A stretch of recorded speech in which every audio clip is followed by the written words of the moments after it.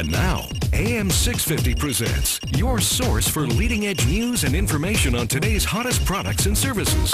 This is Experts on Call on AM 650. Well, hello and welcome to Experts on Call. Sterling Fox with you with a very special edition of Experts on Call.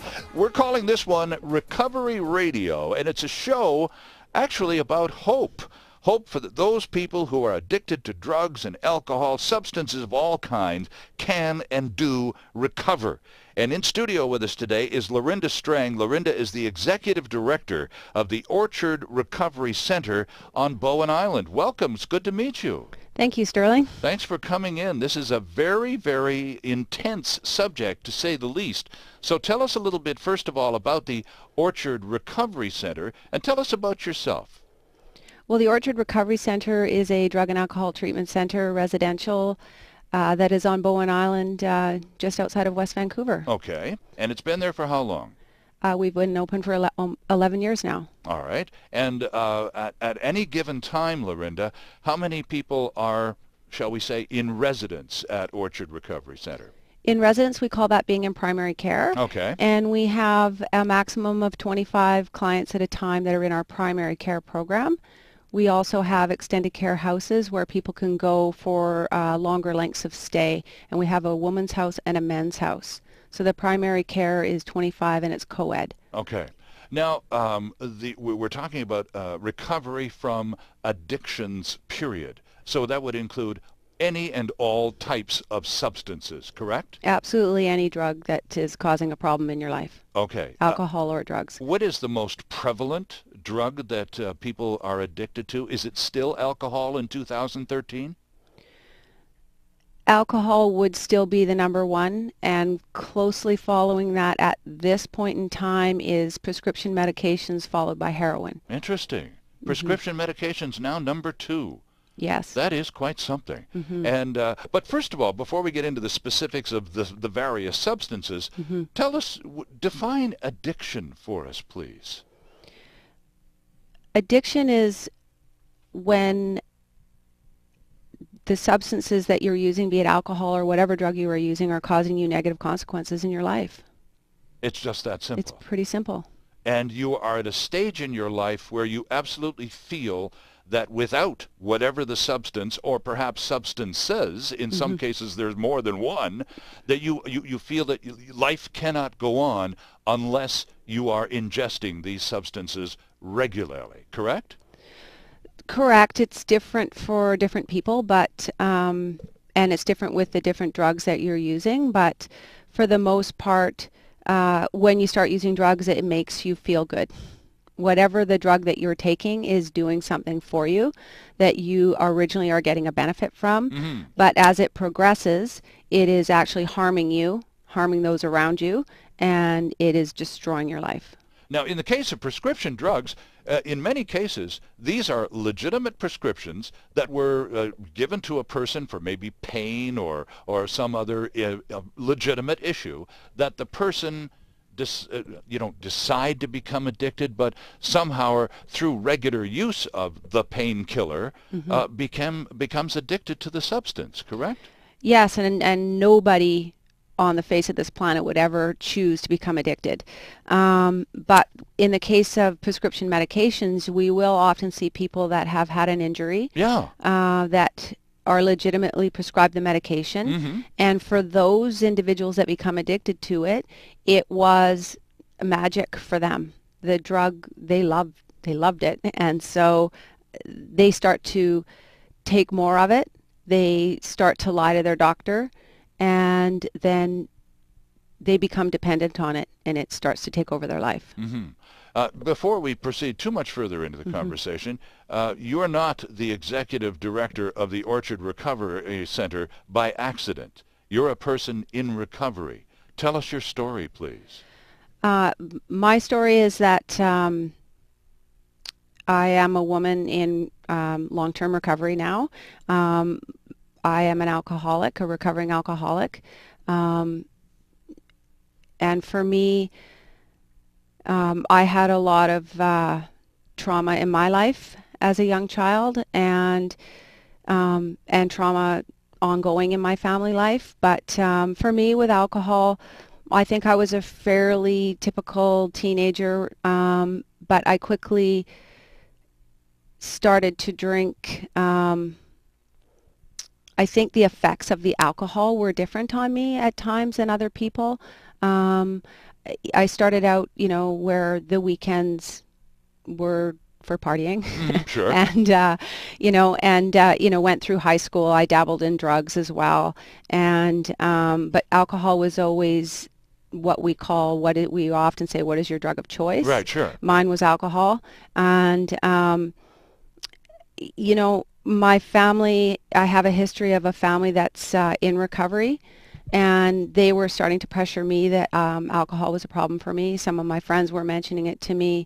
And then, I married, I had a child. I thought that I was just a social drinker and that everything was fine. Mm-hmm. And everybody that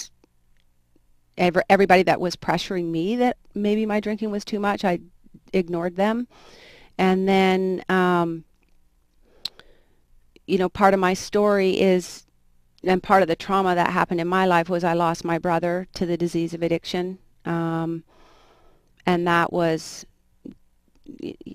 absolutely devastating. You were both in your 20s at the time, we right? were both in our early 20s, yeah. and both what we considered we were partying. Mm-hmm. And my brother took it to a different level than I did, so it was easy for me to say that I wasn't an addict because your behavior just wasn't that extreme. It wasn't matching up quite to his. Sure. He had a lot more significant. He'd been in a car accident. He'd been picked up by a drunk driver, actually hitchhiking, and was in a car accident that caused him to be, had a head injury and in a body cast for a year, personality change. He then went really far into drug use, and I was the first person that was called by the police and told, and I had to go to my family and let them know. But even with my brother dying, that was not my wake-up call. That was not my moment of clarity. All that did was make me drink more. Right. That probably escalated my drinking further. It's the first time I remember thinking, I need a drink versus I'm just out having fun. Sure. And you said at that time there were people in your life who mm-hmm. were pointing things out to you, like maybe you're drinking a little beyond the social level here. Maybe you should sort of check that out and think about it a little bit. And of course, you're ignoring them. Your brother dies of addiction, mm-hmm. and you, to deal with the pain, among other things, mm-hmm. continue to ignore the advice of your friends and family mm-hmm. and drink even more. Yeah, I definitely drank even more so after that. When did you get to the point where you realized, oh boy, I don't want to end up like my brother. I've got to do something constructive here in a big hurry? Well, I went on and I got married and had a child. And while I was pregnant, I didn't drink for 18 months, but I waited until the appropriate amount of time, and then I thought, oh, now I'm normal. Mm-hmm. Now I'm a social drinker. Right. Now I did the pregnancy thing. Did it exactly everything. Didn't drink ordered, right? as ordered. Did it all, and then now I'm normal. Now I'm like everybody else. Right. And quite quickly after I started drinking again, I was right back to drinking too much. I would black out. I wouldn't remember what I had done the night before. I would, it wasn't the biggest priority in my life, but it was becoming that. And then I was away for the weekend with family and been drinking that night. And the next day I heard somebody say, "Who's the mother of that child?" And I was like, that's me. And that's not who I want to be. And I was also, I was going to have another child. I knew I was going to want to get pregnant again and have more children. And right. I knew inside, I knew I wasn't going to be able to do what I did last time. I was already playing games with myself. And I knew that I was going to not be able to go 18 months without drinking. Sure. And so my sister was pressing me to go to a meeting, and I can still remember an AA meeting. I can still remember all my reasons why I couldn't go. Right, right. And part of it was embarrassment in my family and with my friends and everything else. But I did go to 12-step meetings, and I've been blessed with sobriety ever since. Is that right? So Yeah. simply the act of finally listening to your sister and the advice of other people who care deeply for you, you actually started going to meetings, and that was enough. For me, that was enough. That's amazing, because it's not always the case, is it? I mean, the meetings, not to in any way denigrate what AA does, but it's not always the remedy for everyone, is it? It's not. I physically didn't have to have a medical detox. I was able to just stop and go to meetings. And I had the support of family in recovery. Right. So, and I've never stopped going to meetings. Still you go? Yes. After how many years now? 23 years. Amazing. Yes. So I've stayed connected to recovery, and I believe in the path of recovery, and I know the work that you need to do it, and Right. I continue to do it today. And at Orchard Recovery Center, obviously, you have group sessions. You do kind of mini meetings as part of the process of recovery, don't you? When a client enters the Orchard, there's they have a seminar every day. There's a lecture that is interactive, so there's a learning piece every day, and the learning is, I often tell people when they come in, if they're resistant, it's like you're getting a communications degree.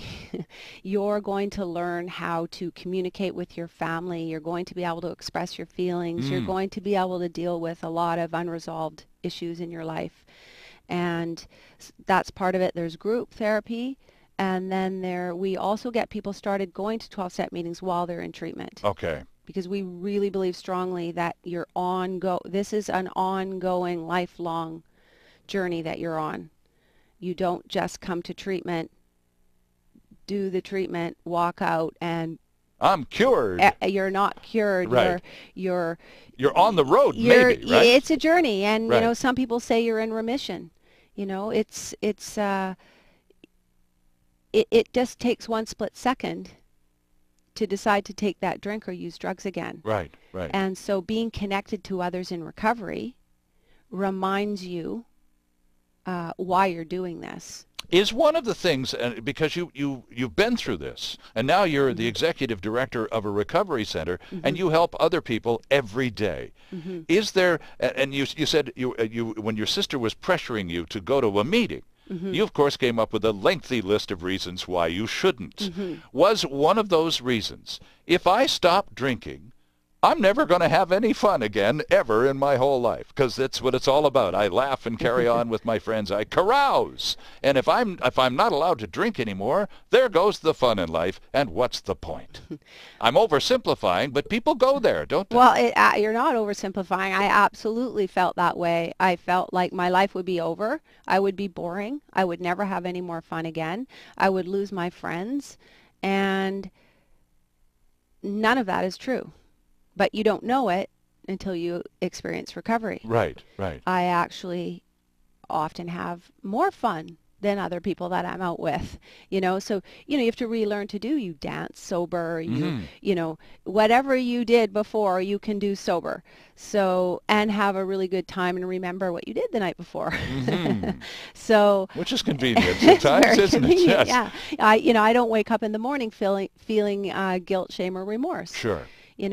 So as you progress in your recovery, how I feel for myself is that I became the person that I always wanted to be.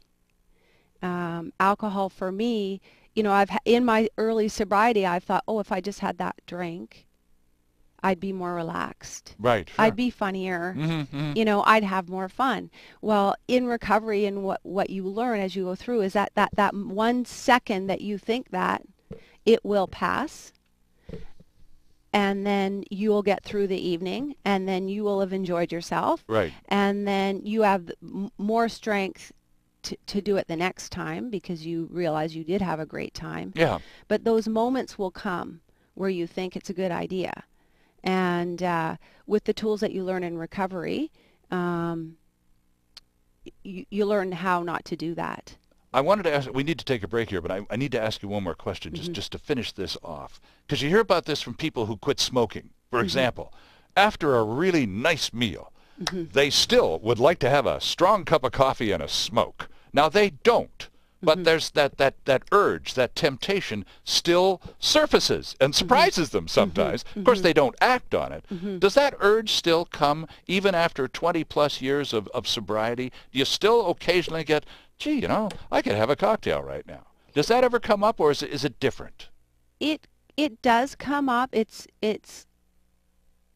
rare for it to come up for me today, but it might come up for a second.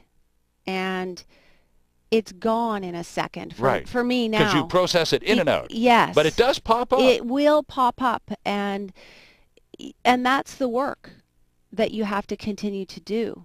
You need to remember why you don't drink. And so that's part of continuing on and going to 12-step meetings. They sometimes say it's the only disease that tells you don't have it. Your brain will tell you, I'm now okay. I'm now normal. I could drink. But what should happen for you is that your life is so great, you don't want to drink anymore. Right, exactly. Like I don't need alcohol to do anything, Sure. and I don't have to have it to have fun. No, I was just curious about those subconscious urges, the stuff that just sort of pop up and you go, oh my, I didn't expect that. People will have dreams where they've relapsed. Right. I've had them where you will wake up in the morning and it's so real. You'll have to you have to become fully aware that that didn't happen. So it's quite powerful, but it's less and less. Interesting stuff. Our guest is Lorinda Strang, the Executive Director of the Orchard Recovery Center, which is on Bowen Island, just off West Vancouver, right in our neighborhood. Terrific website, too, friends. It's orchardrecovery.com, and perhaps you'll take advantage of the next short break to pop over to the computer and check it out. This is AM 650, and we'll be right back. There's still more ahead with Experts on Call, the show focused on delivering relevant and beneficial consumer information. This is Experts on Call on AM 650.